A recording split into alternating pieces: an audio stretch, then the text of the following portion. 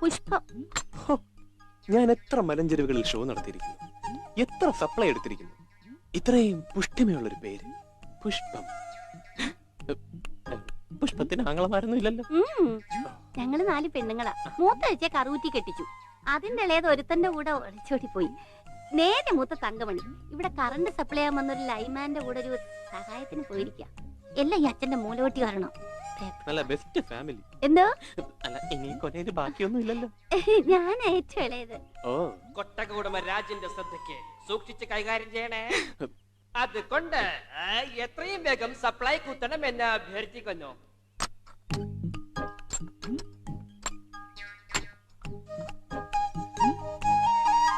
ഇനിയിപ്പോ ഈ നിൽക്കുന്ന പുഷ്പത്തെയും സപ്ലൈ കുത്താമെന്ന സ്റ്റൈൽ രാജ തന്നെ കൊണ്ടുകൊണ്ടി വരുവോ? ബൈ. BOY. ബൈ.